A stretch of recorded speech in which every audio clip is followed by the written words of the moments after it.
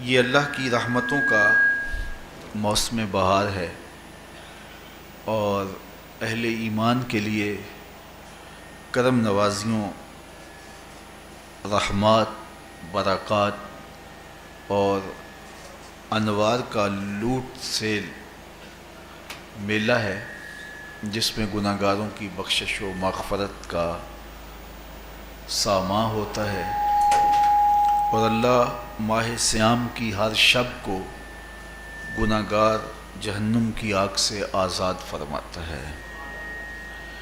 یہ بابرکت مہینہ اپنے دامن میں اتنی برکتیں لیے ہوئے جلوہ گر ہوتا ہے کہ رسول کریم صلی اللہ علیہ وآلہ وسلم نے ارشاد فرمایا، اگر لوگوں کو پتہ چل جائے کہ رمضان میں کیا ہے تو وہ آرزو کریں کہ پورا سال ہی رمضان رہے۔ اتنی برکتیں اور اتنی رحمتیں اللہ نے اس مبارک مہینے کے دامن میں ڈال دی ہیں۔ میں نے جو آپ کے سامنے آیت کریمہ تلاوت کی ہے، اس میں بھی اس مفہوم کو بیان فرمایا گیا کہ اے ایمان والو، تمہارے اوپر روزے فرض کیے گئے ہیں جس طرح تم سے پہلوں پہ فرض کیے گئے تھے۔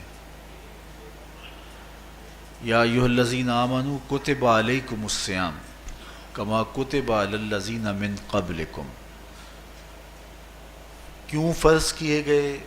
وجہ کیا ہے؟ لعلکم تتقون، تاکہ تم متقی بن جاؤ، تم پرہیزگار بن جاؤ۔ تو روزے کی فرضیت کا نتیجہ تقوی کا حاصل ہونا ہے، اتقاء کی دولت کا نصیب ہونا ہے۔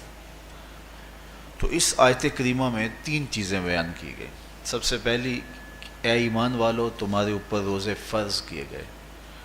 پھر دوسری بات، جس طرح تمہارے سے پہلوں پہ فرض کیے گئے۔ اور تیسری بات، تاکہ تمہیں تقوی کا نور نصیب ہو، تمہیں اتقاء کی دولت نصیب ہو۔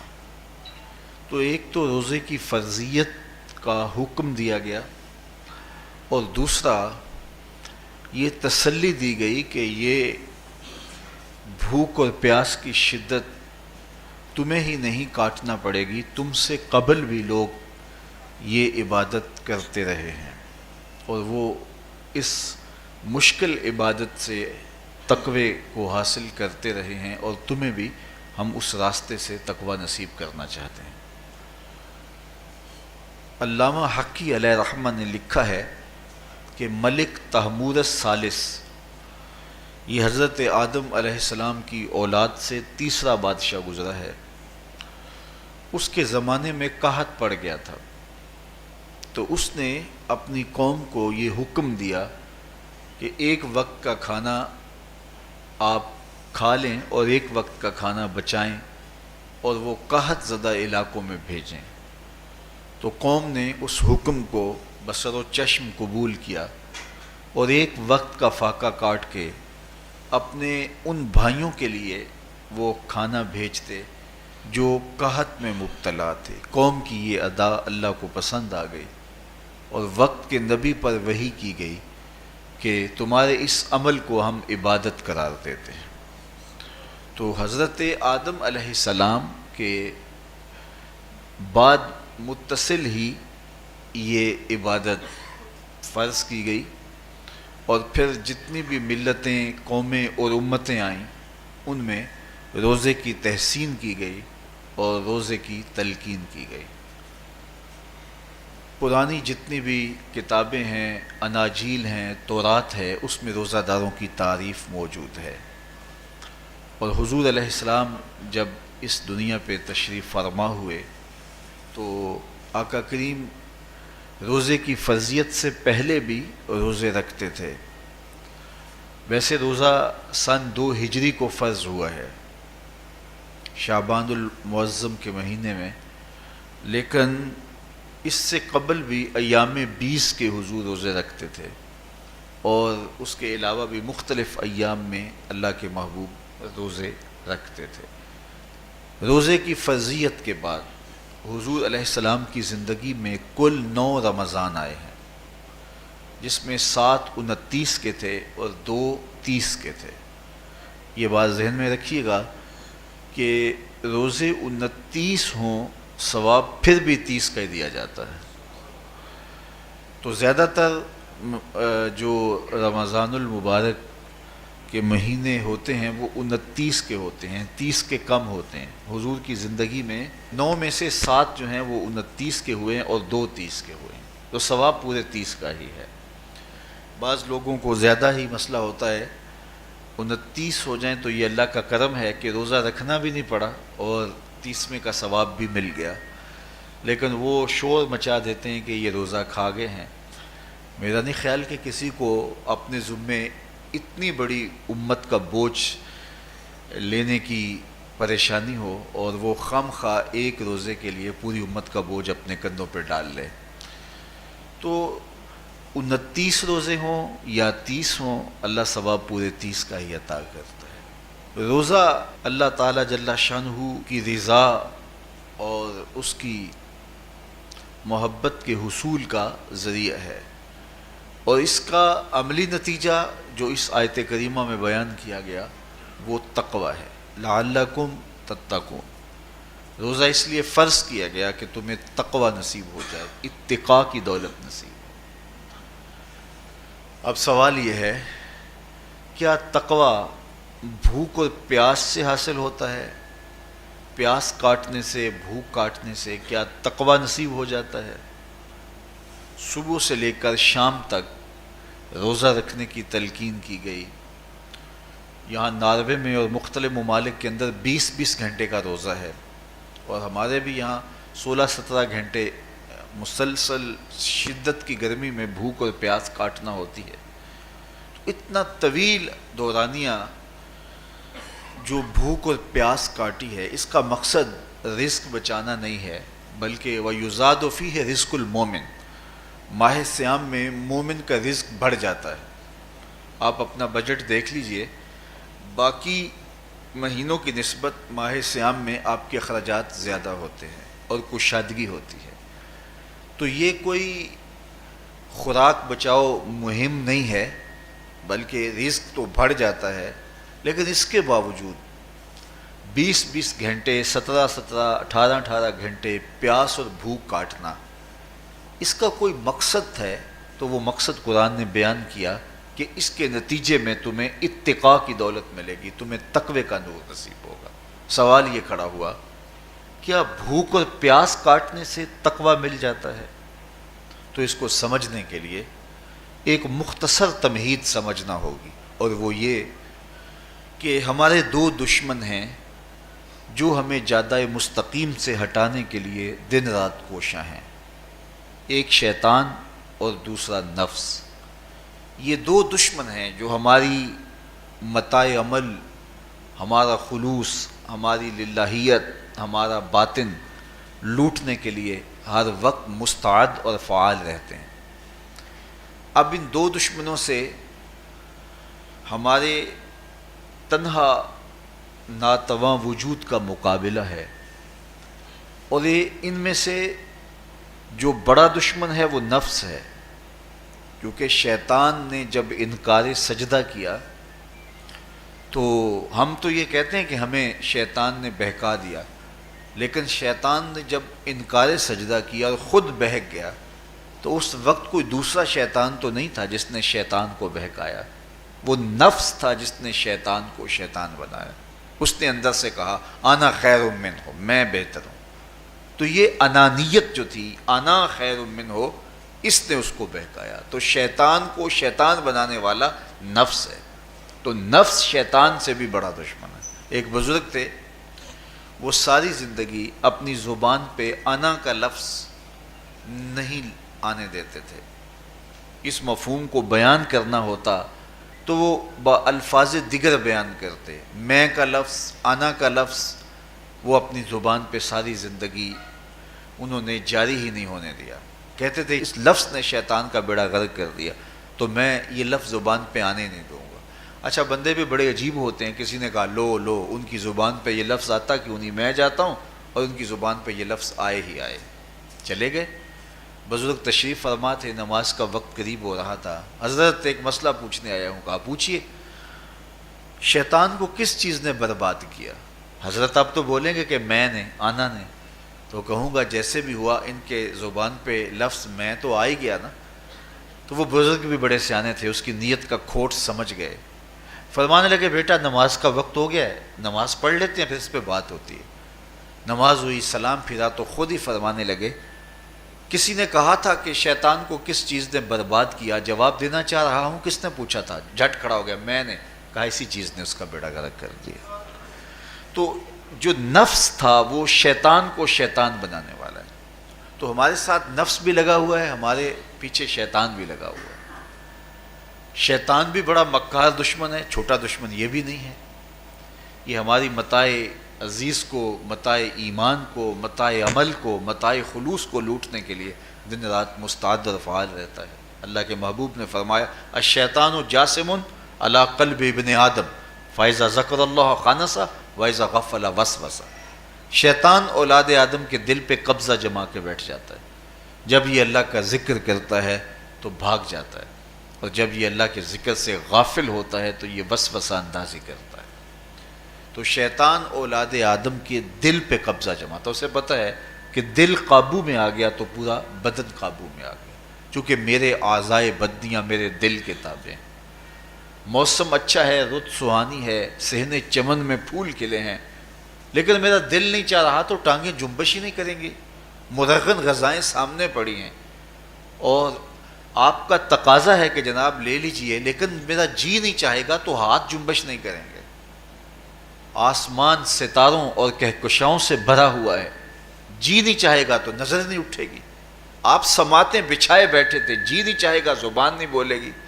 تو پورے آزاد دل کے تابع ہیں، اور اگر دل شیطان کے تابع ہو گیا، اس کے ہتھے چڑھ گیا، تو پھر اعضاء وہی کریں گے جو شیطان چاہے گا. اور اگر یہ دل مالک کی محبت سے سرشار ہوگا تو پھر دل جو چاہے گا وہی اعضاء کریں گے. تو دل اللہ کی نافرمانی کی چاہت ہی پیدا نہیں ہونے دے گا، تو اعضائے بدنیاں کا رخ بھی اللہ کی رضا کے حصول کے لیے ہوگا. تو شیطان بھی قبضہ دل پہ جماتا ہے اور دل کو قابو میں کر کے حضرت انسان کا بیڑا غرق کرتا ہے. اللہ تعالیٰ کا کرم یہ ہوا اذا جاء رمضان سلسلۃ الشیاطین. اللہ کے محبوب علیہ السلام ارشاد فرماتے ہیں جب ماہ صیام آتا ہے تو شیاطین جکڑ دیے جاتے ہیں، جنت کے دروازے کھول دیے جاتے ہیں، جہنم کے دروازے بند کر دیے جاتے ہیں. اب ہمارے دو دشمن تھے، ایک نفس اور دوسرا شیطان. دونوں کے مقابلے میں ناتواں اور کمزور جان کو مقابلے میں آنا پڑتا تھا. لیکن جب ماہ صیام آیا، یہ ماہ انور آیا، تو ہمارے دو دشمنوں میں سے ایک دشمن باندھ دیا گیا. اب ہمارا مقابلہ صرف ایک دشمن سے رہ گیا. دیکھیے ماہ رمضان آتا ہے تو مسجدوں کے در کشادہ ہو جاتے ہیں، لوگوں کا رجحان دین کی طرف ہوتا ہے. جو 5 نمازیں بھی نہیں پڑھتے ہوتے ان کو تراویح میں بھی کھڑا ہوتا دیکھتے ہیں. اہتمام ہوتا ہے، نیکی کا، صدقہ و خیرات کا ماحول پیدا ہوتا ہے. ایسا کیوں ہے کہ شیطان بند گیا؟ لیکن اس کے باوجود نظر بھٹک رہی ہے، خیالوں میں آوارگی ہے، اور رشوت کا بازار گرم ہے. کیوں کہ ابھی نفس موجود ہے. تو نیکی کا جو ماحول پیدا ہوا یہ شیطان کے بند جانے کی وجہ سے، اور برائی کا ماحول اب بھی موجود ہے یہ نفس کے موجود ہونے کی وجہ سے. تو ہمارے دو دشمن ہیں جو ہمیں جادہ مستقیم سے ہٹاتے ہیں، ایک شیطان اور دوسرا نفس. اب جب ماہ صیام آیا تو شیطان باندھ دیا گیا. اب ہمارا مقابلہ صرف نفس سے ہے، اور یہ نفس شیطان سے بھی بڑا دشمن ہے. شیطان کو شیطان بنانے والا نفس ہے، اور وہ ہمارے ساتھ جڑا ہوا ہے. ماہ صیام میں شیطان تو بند گیا لیکن نفس نہیں بندھا. اب ہمیں اپنے نفس کو کمزور کر کے اور اپنی فتح حاصل کرنی ہے اور تقوی کی منزل کو پانا ہے. اب شیطان تو اللہ نے باندھ دیا، اب نفس کو کیسے باندھیں؟ تو آئیے نفس کی بندش کیسے ہوگی یہ کسی ایکسپرٹ سے پوچھیں گے کہ یہ کیسے اس کو باندھیں گے، اس کو کیسے قابو میں کریں گے. تو کسی ایسے شخص سے پوچھیں جو اس شعبے کا ماہر ہو. تو علامہ اقبال کے مرشد ملا جلال الدین رومی علیہ رحمہ کہتے ہیں آؤ تمہیں میں ایک معالج کا پتہ دیتا ہوں جو تمہیں اس بیماری کا علاج بتائے گا. اور اس کی بندش کے طریقے بتائے گا۔ شیخ رومی علیہ رحمہ فرماتے ہیں ہفت شہر عشق را اتار گشت ما ہنوز اندر خم یک کوچام۔ عشق کے 7 شہر شیخ فرید الدین اتار گھوم چکے ہیں، اور میرے جیسا شخص عشق کے پہلے شہر کی پہلی گلی کے کونے پہ کھڑا ہے۔ اب اندازہ کیے کہ جن کا پتہ حضرت ملا جلال الدین رومی دے رہے ہیں وہ کس بلند مرتبے پہ فائز المرام ہے۔ فرمایا کہ وہ عشق کے 7 شہر گھوم چکے ہیں اور میں پہلے شہر کی پہلی گلی کی نکر پہ کھڑا ہوں۔ اب شیخ فرید الدین علیہ رحمہ سے پوچھئے کہ شیطان تو بند گیا، اب نفس کا وبال ہمارے اوپر پڑ رہا ہے اور ہم اس کے باوجود ماہ صیام کے اندر گناہوں میں منہمک ہیں، تو ہمیں بتایا جائے کہ اس نفس کا علاج کیسے کیا جائے، ہمیں آپ کا پتہ بتایا گیا ہے۔ تو شیخ فرید الدین اتار بولے نفس نتواں کشت الا باسے چیز بات گوئم یاد گیرش اے عزیز۔ نفس نہیں مرتا، لیکن اگر 3 اسلحے تیرے پاس ہوں تو یہ ٹھہر بھی نہیں سکتا۔ وہ 3 اسلحے کون سے ہیں؟ خنجر خاموشی و شمشیر جو، نیزائے تنہائی و ترک ہجو۔ خاموشی کا خنجر، بھوک کی تلوار اور تنہائی کا نیزہ، یہ 3 اسلحے ایسے ہیں اگر تو یہ لے کر کے نفس پہ ٹوٹ پڑے تو پھر نفس کا مقابلہ تیرے لیے آسان ہوگا۔ خنجر خاموشی، خاموشی کا خنجر، اللہ کے محبوب علیہ السلام نے فرمایا من صامت نجا، جو خاموش ہو گیا وہ نجات پا گیا، کیونکہ انسان کی زندگی کی زیادہ آفتیں اس کی زبان کی وجہ سے ہیں۔ آپ اپنے گناہوں کا اور میں اپنے گناہوں کا اگر احتساب کروں تو ہمیں سب سے زیادہ گناہ زبان کے ملیں گے۔ آنکھیں بھی گناہ کرتی ہیں، ہاتھ بھی گناہ کرتے ہیں، پاؤں بھی گناہ کرتے ہیں، لیکن سب سے زیادہ گناہ زبان کرتی ہے۔ جھوٹ بھی بولتی ہے، غیبت بھی کرتی ہے، شکوہ بھی کرتی ہے، گالی سب و شتم اور کیا کچھ زبان کے گناہ ہیں۔ اسی لیے اللہ کے محبوب نے فرمایا جو تمہارے 2 جبڑوں کے درمیان ہے یعنی زبان اور 2 ٹانگوں کے درمیان ہے تمہاری پارسائی کی جگہ، تم ان 2 چیزوں کی مجھے ضمانت دے دو، میں محمد تمہیں جنت کی ضمانت دے دیتا ہوں۔ تو انسان کے سب سے زیادہ گناہ زبان کے ہیں اور اس کی پارسائی کی جگہ کے۔ تو اس لیے میرے حضور نے فرمایا من صمت نجا، جو خاموش ہو گیا وہ نجات پا گیا۔ خنجر خاموشی، خاموشی کا خنجر نفس کشی کا ایک مؤثر ذریعہ ہے۔ اور دوسری بات بشمشیر جو، اور بھوک کی تلوار، تو بھوک سے نفس کا مقابلہ کیا جا سکتا ہے، بھوک کی تلوار سے نفس کا سر کاٹا جا سکتا ہے۔ اللہ کے محبوب کا فرمان سنیے یا معاشر الشباب من استطاع منکم الباء فلیتزوج فإنہ اغض للبصر واحسن للفرج فمن لم یستطع فعلیہ بالصوم فإنہ لہ وجاء۔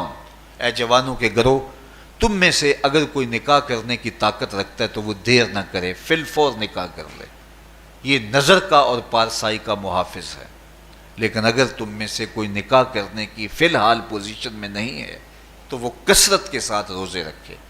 روزے قاطع شہوات ہیں، تو بھوک سے نفس کو جو ہے وہ روکا جا سکتا ہے، اس کو لگام ڈالی جا سکتی ہے۔ تیسری بات نیزہ تنہائی، تنہائی کا نیزہ، تو فرمایا گیا کہ العافیت فی العزلہ، کہ تنہائی کے اندر ہی عافیت ہے۔ جب مجلسوں میں غیبت کی بدبو پھیلتی ہو اور چغلی کا ماحول معاشرے کا جزو لا ینفک بن جائے اور مجالس کے اندر نظروں کی پاکیزگی کا قائم رہنا مشکل ہو جائے اور انسان کی زندگی کے اندر گناہوں کا بہت بڑا سبب مجلسی زندگی ہو تو پھر اس سے تنہائی بہتر ہے۔ حضرت شاہ نقشبند بخاری فرماتے ہیں کہ فقیر کے لیے سب سے اچھی جگہ اللہ کا گھر مسجد ہے، یا کسی کامل صالح شخص کی صحبت ہے، اور یا پھر تنہائی ہے۔ چوتھی جگہ ہلاکت کے علاوہ اور کچھ نہیں ہے۔ ہمیں اپنے کاروبار میں، اپنے معاملات میں، اپنی ملازمتوں میں جانے کی تلقین کی گئی تو وہاں یہ تلقین کی گئی کہ دیر سے جاؤ جلدی واپس آ جاؤ، اور مسجد میں جاتے ہوئے تلقین کی گئی کہ جلدی جاؤ اور دیر سے واپس آؤ۔ لیکن ہم مسجد کے دروازوں پہ جب دور موجود میں رش دیکھتے ہیں کہ لوگ بہت جلدی نکلنا چاہتے ہیں، حتیٰ کہ کندھوں سے کندھے ٹکرا رہے ہوتے ہیں کہ جلدی سے باہر نکل جائیں، حالانکہ وہ عافیت کی جگہ ہے، 2 منٹ زیادہ بھی ہو جائیں تو کوئی حرج نہیں ہے۔ اور ایسے لوگوں کو بھی نکلنے میں جلدی کرتے ہوئے دیکھا ہے کہ لگتا تو یہ تھا کہ شاید انہوں نے کسی ضروری کام پہ جانا ہے، لیکن باہر نکل کے بازار میں پھٹے پہ بیٹھے تھے اور مسجد سے نکلنے کی جلدی بہت تھی۔ تو مسجد میں جلدی جاؤ اور دیر سے واپس آؤ، اور بازار میں دیر سے جاؤ اور جلدی واپس آؤ، لیکن ہمارے رویے اس کے برعکس ہو گئے۔ تو تنہائی میں عافیت ہے، خاموشی میں عافیت ہے، اور بھوک میں عافیت ہے، اور یہ ساری چیزیں روزے میں میسر ہیں۔ فرمایا تم سے اگر کوئی شخص الجھے، بحث کرے، لڑائی کرنا چاہے تو تم اسے کہو انی صائم، میں نے روزہ رکھا ہوا ہے۔ اسی طرح جو ہے وہ روزے سے آپ کو یکسوئی ملے گی، قرآن مجید کی تلاوت کا ماحول ہوگا، اور تم بھوک کاٹو گے، اور یہ تینوں چیزیں تمہارے نفس کو کمزور کرنے والی ہیں۔ شیطان بند گیا، نفس کمزور ہو گیا، اور جب نفس کمزور ہو گیا، کمزور ہوتا ہے، یہ نفس مرتا نہیں ہے۔ یہ تو کوئی ہے باج فقیراں کسے نہیں ماریا، باہو ظالم چور اندر دا، یہ اندر والا چور جو ہے وہ اتنی آسانی سے قابو آتا ہی نہیں ہے، یہ پھر سر اٹھا لیتا ہے۔ اس کو جتنا کچلو، یہ کچھ عرصے کے بعد تھوڑی سی خوراک ملتی ہے تو پھر سر اٹھا لیتا ہے۔ حضرت بایزید بستامی کہتے ہیں میں نے اپنے نفس کو ایک دن کہا کہ میں تجھے خوراک بھی نہیں دیتا اور تو پھر بھی موٹا تازہ ہے، تو میرے نفس نے مجھے کہا کہ اے بایزید جب تم بازار سے گزرتے ہو تو لوگ انگلیاں اٹھا اٹھا کہتے ہیں یہ بایزید جا رہا ہے، یہ بایزید جا رہا ہے، تو مجھے میری غذا اور خوراک اس سے مل جاتی ہے۔ تو یہ خوراک ہوتی ہے نفس کی۔ تو نفس بہت ظالم ہے، اور ساری زندگی اس سے لڑتے ہوئے گزرتی ہے۔ وہ کسی نے کہا تھا نا تمام عمر طوفان سے کھیلتے گزری، نیا کے ڈوبنے کا ڈر بھی رہا۔ تو یہ ساری زندگی اس طرح ٹکراتے ہوئے سے گزرتی، لیکن جب کمزور ہو جائے تو پھر یہ شیطان کو جو ہے وہ موقع نہیں دیتا ہے۔ لیکن اگر نفس اگر ماہ صیام میں ہمارا کمزور نہ ہوا، صرف ہم نے بھوک ہی کاٹی اور باقی اپنے معمولات وہی رکھے، تو میرے حضور نے فرمایا جس نے جھوٹ اور برے کام نہیں چھوڑے اور جھوٹے کام ترک نہیں کیے، اس کے بھوکا اور پیاسا رہنے کی اللہ کو کوئی ضرورت نہیں ہے۔ روزہ تو ایک مشق تھی، یہ تو باطن کی تطہیر کا ایک ذریعہ تھا، یہ تو من کی تہذیب کا ایک ذریعہ تھا، یہ تو نفس کی شر سے اپنے آپ کو بچانے اور شیطان کے مکر و فریب سے بچانے کا ایک ذریعہ تھا۔ دیکھیے شیطان بند جاتا ہے ماہ صیام میں، حدیث واضح ہے، لیکن نفس موجود رہتا ہے۔ اگر نفس کمزور ہو گیا تو شیطان چھٹ کے بھی کچھ نہیں کرے گا، کیونکہ شیطان باہر کا دشمن ہے، نفس اندر کا دشمن ہے۔ جب تک اندر والا دشمن ساتھ نہیں دیتا، باہر والا دشمن کچھ نہیں کر سکتا۔ ہمارے دیہاتوں میں چوری ہو جائے تو بوڑھے بزرگ سر جوڑ کے بیٹھ جاتے ہیں کہ چور کہاں سے آیا، کیسے آیا، تو ایک نقطے پہ سارے متفق ہوتے ہیں کہ اندر کا کوئی بھیتی ضرور موجود ہے۔ اگر اندر کا کوئی بھیتی موجود نہیں ہے تو چور باہر سے آ کے حملہ آور ہو ہی نہیں سکتا ہے۔ تو شیطان باہر کا چور ہے، نفس اندر کا بھیتی ہے، اور اگر یہ اندر والا باہر والے کا ساتھ نہ دے تو شیطان انسان پر حملہ آور ہو ہی نہیں سکتا۔ اس لیے اس کو قابو کر لیں، اس کو رام کر لیں، تاکہ شیطان چھٹنے کے باوجود بھی جو ہے وہ ہمارے اوپر حملہ آور نہ ہو سکے۔ ورنہ وہ تو پیچ و تاب کھا رہا ہے کہ یہ جو تم نمازیں پڑھتے ہو، سروں پہ ٹوپیاں تم نے پہنی ہیں اور بڑے شریف بن کے مسجد میں جا رہے ہو، ذرا چھٹ لوں عید کے دن ہی جو ہے وہ تمہارا سارا کیا دھرا برباد نہ کیا تو مجھے شیطان نہ کہنا۔ تو وہ سب کچھ برباد کر دیتا ہے اگر ہمارے نفس کی تہذیب نہیں ہوتی۔ تو یہ اللہ نے ایک ہمیں موقع دیا ہے، پورا ایک مہینہ ہے، ایک ورکشاپ ہے باطن کی تطہیر کے لیے، اور ایک اندر کی پاکیزگی کے لیے ہمیں ایک موقع فراہم کیا گیا ہے، اور اس سے ہم بھرپور فائدہ حاصل کریں۔ قرآن مجید کی کثرت کے ساتھ تلاوت، صلاۃ التراویح میں شمولیت، اور خاموشی کا اختیار کرنا، اور جو ہے وہ اللہ کے ذکر فکر کی طرف متوجہ رہنا اور بھوک کاٹنا، اس کا عملی نتیجہ یہ ہوگا کہ اتقاء کی دولت نصیب ہوگی۔ دیکھیے ماہ صیام میں ہمیں ان کاموں سے بھی روک دیا گیا جو کہ کام جائز تھے، کھانا پینا اور جو ہے وہ اپنی منکوحہ سے جنسی تعلق، یہ تو وہ امور تھے کہ جو جائز تھے، مشروع تھے، لیکن اوقات روزہ میں ان جائز کاموں سے بھی ہمیں روک دیا گیا۔ اس فلسفے کو ہمیں سمجھنا ہوگا کہ جو کام شریعت میں جائز تھے، مشروع تھے، روزہ ان سے بھی رک جانے کا نام ہے۔ اور جو چیزیں شریعت میں جائز ہی نہیں ہیں، جھوٹ بولنا ہے، غیبت کرنا ہے، بد نگاہی ہے اور دیگر برے اعمال ہیں، تو یہ چیزیں تو روزہ نہ بھی ہو پھر بھی ناجائز ہیں۔ تو جو چیزیں جائز تھی روزے میں ان سے بھی منع کر دیا گیا، اور جو چیزیں ناجائز ہیں تو اگر کوئی شخص ان چیزوں سے نہیں رکتا تو پھر اس نے روزہ کیا رکھا؟ ایک بندہ بھوک کاٹتا ہے لیکن جھوٹ بولتا ہے، ایک بندہ پیاس کاٹتا ہے لیکن غیبت کرتا ہے، ایک بندہ صبح سے شام تک نہ کچھ کھاتا ہے نہ کچھ پیتا ہے لیکن رشوت لیتا ہے۔ پھر مجھے بتائیے اس نے روزہ کیا رکھا؟ روزہ تو ایک مشق تھی کہ جو چیزیں جائز تھی ان سے بھی منع کر دیا گیا، ان سے بھی روک دیا گیا، اور جو ناجائز تھی وہ تو پہلے ہی ناجائز تھی، روزے کے بغیر بھی ناجائز تھی۔ تو اس لیے روزہ ایک مشق ہے۔ ہمارے سامنے مرغن غذا موجود ہے، ہمارے پاس سامنے ٹھنڈا مشروب موجود ہے، اور ہمیں مشق کرنے کی تلقین کی گئی کہ تمہیں بھوک ہے، شدت کی پیاس ہے، لیکن صبر کر کے دکھاؤ تم نہیں لوگے، یہ تمہاری مشق ہے۔ تو پھر جو حرام ہوگا، اللہ کی طرف سے ممنوع ہوگا، تو اس کو تم کس طرح لوگے جب تمہاری یہ مشق ہو چکی؟ لیکن ہم اس مشق کے اندر ہی جب ان سے نہیں رکیں گے تو پھر ہمارا روزہ ہی نہیں ہوگا، پھر بھوک اور پیاس کاٹنے کے علاوہ کچھ نہیں ہوگا۔ بہت سارے روزہ دار ایسے ہیں جن کا روزہ سوائے بھوک اور پیاس کاٹنے کے کچھ نہیں ہے۔ اس لیے جن چیزوں سے اللہ نے منع کیا ہے ان سے تو رکنا ہی رکنا ہے۔ جو چیزیں مشروع ہیں ان سے وقتی طور پہ روکا گیا تو ان سے بھی روک کر کے روزے کی تکمیل کی جائے۔ اچھا، روزے میں ایک اور چیز ہے کہ ہمارے صوفیاء مراقبہ کر کے ایک دولت پاتے ہیں، اور وہ کیا کہ اللہ دیکھ رہا ہے۔ وہ مراقبے میں بیٹھ جاتے ہیں اور اس تصور میں ڈوب جاتے ہیں کہ میرا اللہ مجھے دیکھ رہا ہے، اور یہ یقین اپنے اندر اتارتے رہتے ہیں۔ اس کا نتیجہ یہ ہوتا ہے کہ پھر گناہ کرنا مشکل ہو جاتا ہے۔ یہ تصور جب بندے کے ساتھ جڑ جاتا ہے کہ میرا اللہ مجھے دیکھ رہا ہے۔ ماہ سیام میں یہ دولت اللہ بانٹ دیتا ہے۔ جو مراقبے سے صوفیاء حاصل کرتے ہیں، اللہ تعالیٰ اس دولت کو اہل ایمان پہ چھڑک دیتا ہے۔ کڑکتی دھوپ، برستی گرمی، زباں کانٹا، ہونٹ خشک، ٹھنڈا پانی دستیاب، دروازہ مقفل، کوئی دیکھنے والا بھی نہیں ہے، لیکن بندہ ایک گھونٹ بھی نہیں پیتا، وضو کرتے بھی احتیاط کرتا ہے کوئی قطرہ حلق سے نیچے نہ اتر جائے، کیوں کہ میرا اللہ مجھے دیکھ رہا ہے۔ جو چیزیں صوفیاء کو مراقبے سے نصیب ہوتی ہیں، ماہ سیام میں اللہ اس دولت کو بانٹ دیتا ہے، چھڑک دیتا ہے، بارش کی طرح وہ دولت برستی ہے، اور یہ تصور ہمارے ساتھ جڑ جاتا ہے کہ میرا اللہ مجھے دیکھ رہا ہے۔ ہم پانی نہیں پیتے، اللہ دیکھ رہا ہے، مرغن غذائیں موجود ہیں کہ اللہ دیکھ رہا ہے۔ تو میں یہ پوچھتا ہوں کہ ہم کھانا نہیں کھاتے کہ اللہ دیکھ رہا ہے، ہم پانی نہیں پیتے کہ اللہ دیکھ رہا ہے، لیکن جب رشوت لے رہے ہوتے ہیں اللہ اس وقت نہیں دیکھتا؟ جب نظر بھٹک رہی ہوتی ہے اللہ اس وقت نہیں دیکھتا؟ جب خیال بہک رہا ہوتا ہے اللہ اس وقت نہیں دیکھتا؟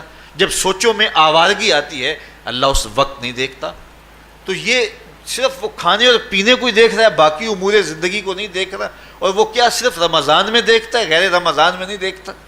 تو یہ جو نور اترا تھا ماہ سیام میں، اس کو اپنے اندر اگر جذب کر لیا جائے تو زندگی سنور جاتی ہے۔ جو مراقبوں سے حاصل ہوتا تھا ماہ سیام میں، وہ میںہ کی طرح برسا، اور ہم اس کے اپنے اندر سمولیں، جذب کر لیں، تو نتیجہ یہ ہوگا کہ ہماری زندگی نور نہ لا نور ہو جائے گی۔ اور یہ تصور جب انسان کی زندگی میں جم جائے تو یہ گناہوں سے روکنے کا مؤثر ذریعہ ہے کہ میرا اللہ مجھے دیکھ رہا ہے۔ مجھے بتائیے اس سے بڑا ہیجان انگیز بھی کوئی منظر ہو سکتا ہے کہ حسن کی پتلی ہے، اور جو ہے وہ اس کی ایک ایک ادا اور اشوے سے قیامتیں پھوٹتی ہیں، اور وہ خود جناب یوسف کے سامنے اپنے حسن کو پیش کر رہی ہے، ساتوں دروازے بھی مکفل ہیں، بت کے اوپر بھی کپڑا ڈال لیا، اور زلیخا حضرت یوسف کو خود کہہ رہی ہے تالک یوسف اب تو آ جاؤ نا، ذرا آنکھ اٹھا کے میرے جلوے دیکھو۔ لیکن جناب یوسف کیا بولتے ہیں؟ قال معاذ اللہ، میں اللہ کی پناہ میں آتا ہوں۔ کہا تو 7 دروازے بند کر کے لوگوں کی نظروں سے چھپ گئی، اور موٹا کھیس ڈال کے اپنے زوم میں اپنے اس جھوٹے خدا سے بھی شرم کرتی ہے اور اس سے چھپ گئی، میں اس خدا سے حیا کیوں نہ کروں جو 7ویں کوٹھڑی میں بھی دیکھ رہا ہے۔ پھر اتنی روشنیاں برسی، اتنا یقین برسا کہ گناہ کیا، گناہ کا تصور بھی محال ہو گیا۔ تو مجھے بتائیے کتنا ہیجان انگیز منظر تھا جب حسن قدموں میں بچھنے کے لیے خود بےتاب تھا، اور حضرت یوسف جوان رانا ہیں، جوانی اور شباب پورے بانکپن پہ ہے، اور ادھر حسن مچل مچل کے قدموں میں بچھ رہا ہے، لیکن یہ جذبہ کہ میرا اللہ مجھے دیکھ رہا ہے ایسی رکاوٹ بنتا ہے، قال معاذ اللہ، کہا میں اللہ کی پناہ میں آتا ہوں۔ تو یہ یقین جب بندے کے ساتھ جڑ جاتا ہے کہ میرا اللہ مجھے دیکھ رہا ہے، تو پھر انسان کے لیے گناہ سے بچنا کوئی مشکل نہیں ہوتا۔ گھر میں فاقے ہوں، مشکل میں بندہ پھنسا ہو اور اس کو رشوت مل رہی ہو، تو پھر اپنا ہاتھ روکنا بڑا مشکل ہوتا ہے، بلکتے بچوں کا خیال آتا ہے۔ لیکن جب یہ خیال ہو کہ میرا رب میرا رازق ہے اور میرے اس عمل کو دیکھ رہا ہے، تو پھر بندہ اس کو پرے کا کی حیثیت بھی نہیں دیتا، اور جب وہ پاؤں کی ٹھوکر پہ بھی نہ رکھے تو پھر اللہ فرماتا ہے وَيَرْزُقُهُ مِنْ حَيْثُ لَا يَحْتَسِبُ، تو یہ کر کے دیکھ میں تجھے وہاں سے رزق دوں گا جہاں سے تجھے گمان بھی نہیں ہوگا۔ تو اپنے یقین کو کھڑا کر کے دیکھ، میرے اوپر اعتماد کر کے دیکھ۔ میرے حضور نے فرمایا اللہ پر توکل کرنے کا جو حق ہے اگر تم ادا کرو، وہ تمہیں ایسے رزق دے جیسے پرندوں کو عطا کرتا ہے۔ صبح گھر سے نکلتے ہیں خالی پیٹ ہوتے ہیں، ہمیں تو پتہ ہے دفتر میں جانا ہے، ہمیں تو پتہ ہے دکان پہ جانا ہے، ہمیں تو پتہ ہے فیکٹری میں جانا ہے، ہمیں تو پتہ ہے کہ ہم نے فلاں جگہ جا کے دہاڑی لگانی، لیکن ان کا کوئی کاروبار نہیں ہوتا، کوئی فیکٹری نہیں ہوتی۔ جدھر جی آیا صبح جو ہے وہ اڑان بھر دی، بند توکل پنچھی اڑ دے، خرچ نہ پلے زیرہ ہو، نہ کوئی راس ہے نہ کوئی کاروبار ہے، لیکن کبھی ایسا نہ ہوا کہ شام کو خالی پیٹ آئے ہوں۔ تو کہا اگر تم اللہ پہ توکل کر لو، وہ بھی تمہیں ایسے رزق دے جیسے پرندوں کو رزق عطا کرتا ہے۔ پرندوں میں سے ایک پرندہ ہے ہنس، یہ سچے موتی کھاتا ہے، اور آپ پنساری کے پاس موتی لینے جائیں تو ہزاروں روپے تولے کے ماشے کے حساب سے آپ لیں تو پھر بھی آپ سوچتے ہیں کہ پتہ نہیں یہ خالص دیے یا نہیں دیے۔ وہ اتنے نایاب اور کامیاب ہیں کہ آپ ماشوں اور تولوں میں خریدتے ہیں اور پھر بھی آپ کو شک رہتا ہے کہ یہ خالص ہیں یا کہ نہیں۔ اور ہنس کھاتا ہی وہ ہے، اور دنیا پر ایک نہیں لاکھوں کروڑوں ہنس ہیں، اور روزانہ صبح و شام کھاتے ہیں اور پیٹ بھر کے کھاتے ہیں، اور اللہ انہیں روز عطا بھی کرتا ہے۔ تو یہ مالک وہ ہے، رازق ہے۔ جب اس پہ توکل اور اس پہ یقین پیدا ہو جاتا ہے تو پھر مشکل نہیں رہتا، پھر آسانی پیدا ہو جاتا ہے۔ تو روزوں میں اللہ تعالیٰ یہ یقین دیتا ہے کہ وہ مجھے دیکھ رہا ہے، بندہ یہ تیقن پیدا کر لیتا ہے کہ میرا اللہ مجھے دیکھ رہا ہے۔ بعض کا چھوٹے بچے روزہ رکھ لیتے ہیں تو مائیں بے چین ہو جاتی ہیں، جب دوپہر کے وقت پھول جیسے بچے کملا جاتے ہیں تو مائیں انہیں بند کمرے میں کوئی کھانا یا کوئی ٹافی یا کوئی اور چیز یا چاکلیٹ دیتی ہیں کہ بیٹے یہ کھا لو، تو وہ بچے نہیں کھا رہے ہوتے تو مائیں کہتے ہیں پتر کھا لو، کوئی نہیں دیکھ رہا، تو وہ بچے بھی کہتے ہیں اللہ دیکھ رہا ہے۔ تو وہ جو صوفیاء کو مراقبوں سے ملتا ہے وہ ایک بچے کو بھی نصیب ہو رہا ہے کہ میرا اللہ مجھے دیکھ۔ یہاں ایک اور بھی تسلی ہے، ہم ہزار گناہ گار سہی، ہم ہزار سیاہ کار سہی، لیکن ہمارا رب پہ کتنا یقین ہے رمضان میں پتہ چلتا ہے کہ اس ذات پہ ہمارا کتنا تیقن ہے، کتنا یقین ہے، جس کو دیکھا نہیں، چھوا نہیں، بات نہیں ہوئی، جو تصور خیال کی حدود سے بڑا ہے، اتنا یقین ہے کہ ہم پانی نہیں لیتے، کھانا نہیں لیتے کہ میرا اللہ مجھے دیکھ رہا ہے۔ کاش کہ اس کو ہم اپنی پوری زندگی میں پھیلا لیں، اور اس کو زندگی میں جب ہم طاری کر لیں گے تو پھر گناہ کرنا محال اور ناممکن ہو جائے گا، اور زندگی نور علی نور ہو جائے گی، اور یہی تقوی کا حصول ہے۔ تو فرمایا اے ایمان والو، تمہارے اوپر روزے فرض کر دیے گئے جس طرح تم سے پہلوں پہ فرض کیے گئے تھے، لعلکم تتقون، تاکہ تم متقی بن جاؤ، تاکہ تم پرہیزگار بن جاؤ۔ حضرت سلمان فارسی رضی اللہ تعالیٰ عنہ سے مروی ہے کہ جب شعبان کی 29 تاریخ ہوتی تو اللہ کے محبوب ہمیں خطبہ ارشاد فرماتے، اس میں رمضان المبارک کے فضائل بیان کرتے اور کہتے تمہارے پاس ایک شہر عظیم عزت اور عظمت والا مہینہ آ رہا ہے، جس کا ہر دن باقی سال کے دنوں سے افضل ہے، جس کی ہر رات باقی سال کی راتوں سے افضل ہے، اور اس میں ایک رات ایسی ہے لیلۃ القدر جو 1000 مہینے سے بہتر۔ تو یہ اللہ تعالیٰ کی رحمتوں کا روپ ہے، رحمتوں کے دروازے کھول دیے جاتے ہیں، اور روزہ دار کا روزہ بالخصوص عصر کے وقت، شام کے وقت، پچھلے پہر، روزہ دار کے خالی معدے سے جو ایک بو اٹھتی ہے، مہک اٹھتی ہے، اللہ کو کستوری سے بھی زیادہ محبوب ہوتی ہے۔ اللہ اکبر۔ اور فرمایا للصائم فرحتان، فرحۃ عند فطرہ و فرحۃ عند لقاء رب. روزہ دار کے لیے دو خوشیاں ہیں. ایک خوشی اسے تب ملتی ہے جب وہ روزہ کھولتا ہے سارے دن کی بھوک اور پیاس کاٹ کے، جب شام کو ٹھنڈا اور میٹھا مشروب اسے ملتا ہے اور وہ مشروب اپنے جو ہے وہ منہ میں ڈالتا ہے، وہ معدے کی طرف اترتا ہے، تو اس کی زبان بولے نہ بولے اس کا ایک ایک انگ اللہ کی تسبیح بول رہا ہوتا ہے اور اللہ کا شکر ادا کر رہا ہوتا ہے. اس وقت اسے ایک عجیب فرحت ہوتی ہے کہ اتنا طویل لمبا روزہ تھا، شکر ہے کہ میرا روزہ تکمیل کو پہنچا. ایک روحانی مسرت، پھر روزہ کھلنے کے وقت اس کو بدنی مسرت. تو ایک فرمایا اس کو فرحت تب ملتی ہے جب وہ روزہ کھولتا ہے. وَفَرْحَةٌ عِنْدَ لِقَاءِ رَبِّ، اور دوسری فرحت اسے تب ملے گی جب روزے کے صلے میں اللہ اپنے رخ سے پردہ ہٹا دے گا اور اللہ اپنا دیدار عطا فرمائے گا. تو یہ روزے دار کے لیے خوشیاں ہیں. تو خوش نصیب ہیں وہ لوگ جو ماہ صیام کے روزے پورے خشوع و خضوع کے ساتھ رکھتے ہیں اور اس کی برکتوں سے مالا مال ہوتے ہیں. ورنہ بعض لوگ میں نے ایسے بھی دیکھے ہیں وہ چھوٹی چھوٹی بیماریوں کا بہانہ بنا کے روزہ ترک کر دیتے ہیں اور انہیں حوصلہ ہی نہیں پڑتا روزہ رکھنے کا. چونکہ الصوم نصف الصبر، روزہ آدھا صبر ہے. میں سمجھتا ہوں، میں شوگر کا مریض ہوں اور 4 سے 5 گھنٹے اگر مجھے کچھ کھانے کو نہ ملے تو میری طبیعت میں ایسا اضطراب اور بے چینی پیدا ہو جاتی ہے کہ میں گھر والوں سے الجھنے کی کیفیت میں بھی آ جاتا ہوں. لیکن ماہ صیام میں 20 گھنٹے بھی کاٹ لیتا ہوں، لیکن میری طبیعت پہ کوئی بوجھ اس لیے نہیں ہوتا کہ میں اللہ کی رضا کو اپنے ذہن کے ایک ایک گوشے میں رکھے ہوئے ہوتا ہوں. تو یہ آدھا صبر ہے، یہ صبر سکھاتا ہے. اور پھر روزے سے جب ہم بھوک کاٹتے ہیں تو غربا، مساکین، وہ لوگ جو بیچارے بھوک اور پیاس کاٹ کے زندگی گزارتے ہیں، ان کا بھی ہمیں خیال آتا ہے کہ ہمیں تو اپنے اختیار سے چند لمحوں کے لیے بھوک کاٹنی پڑی تو اس کی کلفت اور اس کی اذیت اتنی ہے. تو جو شخص مجبوری کی وجہ سے کاٹتے ہیں اور ان کے بلکتے بچے ان کے سامنے ہوتے ہیں تو پھر ان کا عالم کیا ہوگا. تو اس سے پھر صدقہ اور خیرات کا ماحول پیدا ہوتا ہے اور ہم غربا کو اپنے ساتھ خوشیوں میں شریک کرتے ہیں. اللہ تعالیٰ جل شانہ ہمیں ماہ صیام کے روزے، صلاۃ التراویح، دیگر صالح اعمال کی توفیق دے. وآخر دعوانا ان الحمد للہ رب